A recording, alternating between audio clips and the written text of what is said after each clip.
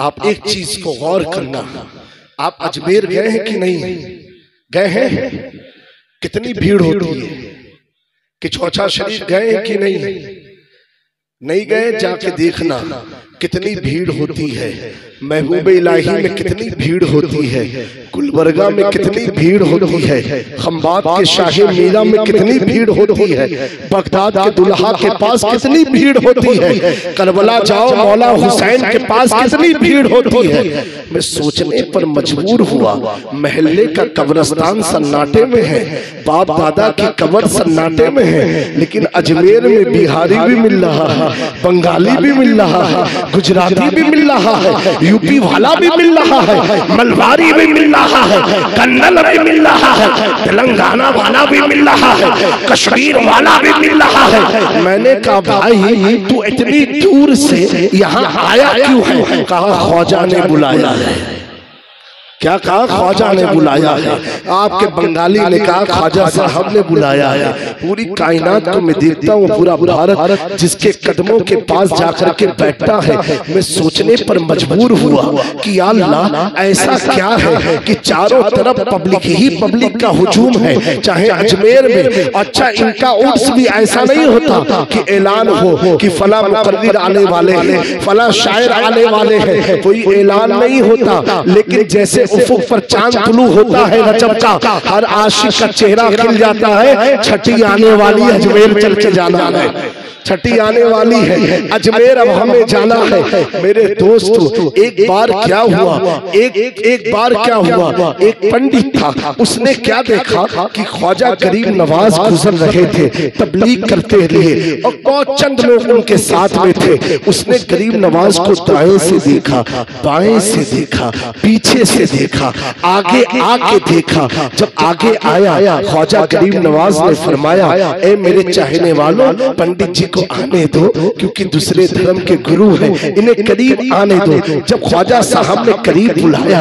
और बुला करके पूछा, ए पंडित जी आप क्या परेशानी में हैं, क्या बार बार देख रहे हैं? कहा गुरुजी मैं इतना तो जरूर मान गया कि आप ईश्वर के बहुत बड़े महंत हैं, बहुत बड़े संत हैं। आपसे एक चीज पूछना चाहता हूँ। कहा क्या पूछना चाहते हो? कहा मैं ये पूछना चाहता हूँ, मैंने दाएं से देखा, बाएं से देखा, आगे से देखा, पीछे से देखा, मुझे आपके जिस्म में कोई हड्डी नजर नहीं आई, पूरे जिस्म में नूर नजर आया, पूरे जिस्म में रोशनी नजर आई, पूरी बॉडी में ब्राइटनेस नजर आई। मेरे ख्वाजा साहब ने जब इस बात को सुना तो उसने कहा, ख्वाजा साहब ने पूछा और क्या देखा? कहा सर से लेके पांव तक पूरे जिस्म में न मांस नजर आया, न बोन्स नजर आई, न मिट नजर आया, न चेस्ट नजर आया, न लीवर न किडनी नजर आई। Only I saw the britter brightness in your body. Khwaja साहब मुस्कुराने लगे। कहा बेटा चल मेरी खानका में चल।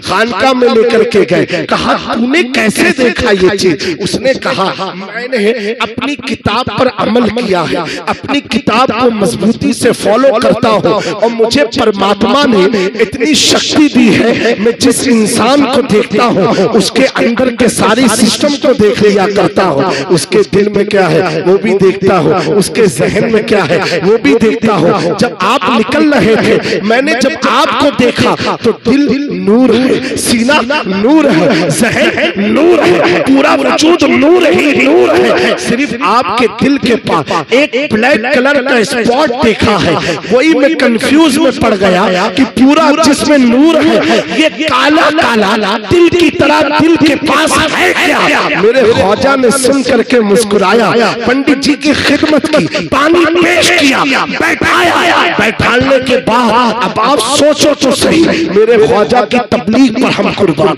हमारे माँ बाप कुर्बान। मेरे ख्वाजा फरमाते हैं सुनो सुनो, मैं ये राज का खोल दूंगा, इस राज का जवाब दूंगा, लेकिन उससे पहले तुझे एक काम करना पड़ेगा। उसने कहा गुरुजी आप बताइए तो करना क्या है? मेरे ख्वाजा फरमाते हैं अगर तू चाहता है मेरे दिल से वो जो कालापन है दिल के माने वो निकल जाए तो तू पढ़ लेना अशहदु अल्ला इलाहा इल्लल्लाह वहदहु ला शरीक लह व अशहदु अन्न मुहम्मदन अब्दुहु व रसूलुहु। उसने कहा ख्वाजा साहब पढ़ूंगा मैं और कालापन आपका दूर हो जाएगा। ख्वाजा साहब ने कहा हाँ हाँ हाँ पढ़ेगा तू, कालापन मेरा दूर होगा। कहा कैसे? कहा एक बार पढ़ के तो बता दे, तू खुद देख लेगा। उसने कहा ठीक है, अगर नहीं दूर हुआ तो कहा ठीक है, एक बार कर तो सही। जैसे उसने पढ़ा अशहदु अल्ला इलाहा इल्लल्लाह वहदहु ला शरीक लह व अशहदु अन्न मुहम्मदन अब्दुहु व रसूलुहु, ये पढ़ना ही था। अब वो देखता है तो दिल के पास कोई कालापन नहीं है। अब वो और हैरान हो गया। कहा ए ख्वाजा साहब अब मुझे ये चमत्कार के बारे में बताओ, ये हुआ कैसे? पढ़ा मैंने था और साफ का दिल कैसे हुआ? कहा सो मुझे अल्लाह ने आईना बनाया है, आईना। जो कुछ भी तूने देखा था हकीकत देखा था, जो दिल के पास कालापन था वो तेरे शिर्क की बुनियाद पर था। तूने शिर्क से तौबा किया, वो भी रोशन हो। कहा सो सिर्फ मेरा दिल नहीं बल्कि जिस तरह सर से पैर तक मैं रोशन हूँ, अल्लाह ने तुझे भी रोशन। सुभान अल्लाह, वाह वाह वाह, सुभान अल्लाह। नारे तकबीर, नारे रिसालत, फैज़ाने पंजतन कॉन्फ्रेंस, नौजवानाने अहले सुन्नत, फैज़ाने मिट गए मिटते हैं मिट जाएंगे अदा तेरे, न मिटा है न मिटेगा कभी चर्चा तेरा। ऐ हुसैन इब्ने अली तेरी शहादत को सलाम, दीने हक अब न किसी दौर में तनहा होगा।